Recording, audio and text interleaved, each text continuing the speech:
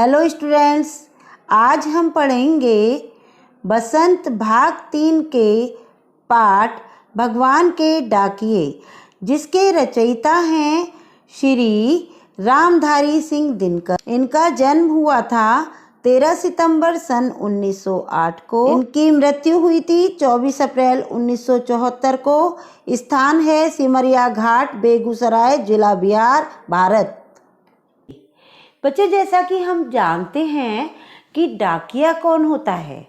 जो हमारे संदेशों को हमसे दूर ले जाता है या हमारे पास लाता है, यानी हमारे संदेशों को किसी दूसरे तक पहुंचाता है और दूसरे किसी के संदेशों को हमारे पास तक लाता है।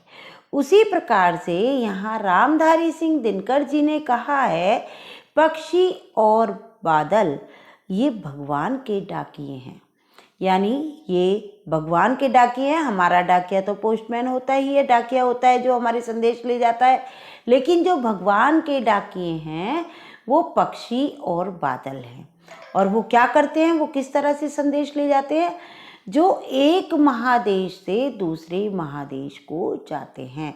यानी ये संदेश हमारे कैसे ले जाते हैं? पक्षी और बादल एक देश से दूसरे देश को लेकर जाते हैं।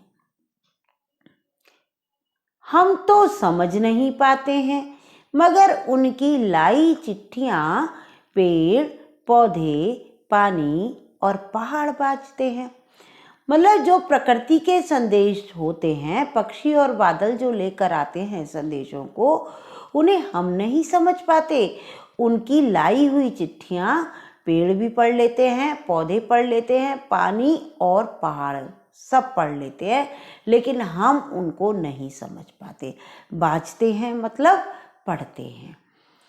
हम तो केवल यह आंकते हैं कि एक देश की धरती दूसरे देश को सुगंध भेजती है और वह सौरभ हवा में तैरते हुए पक्षियों की पांखों पर तिरता है और एक देश का भाप दूसरे देश में पानी बनकर गिरता है। हम क्या आंकते हैं? मतलब हम तो केवल यही अंदाजा लगा सकते हैं। आंकना मीन्स अंदाजा लगाना कि एक देश की धरती दूसरे देश को अपनी सुगंध भेजती है।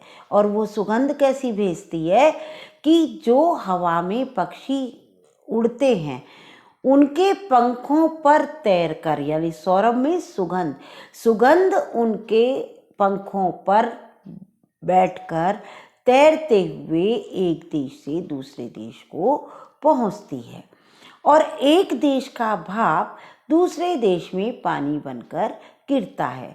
जो भाप होता है वो भाप कैसे बनता है? भाप से बादल बनते हैं और बादलों में पानी होता है और वो पानी, एक देश का पानी दूसरे देश में गिरता है। यानी इसका अर्थ क्या है? इसका अर्थ है, आपने वाटर इवापोरेशन पढ़ा होगा। जब बहुत तेज़ धूप पड़ती है तो समुद्र में और नदियों में जो पानी होता है वो भाप बनकर ऊपर की तरफ उड़ता है और जो भाप बनकर के ऊपर की तरफ उड़ता है वो बादल बन जाते हैं।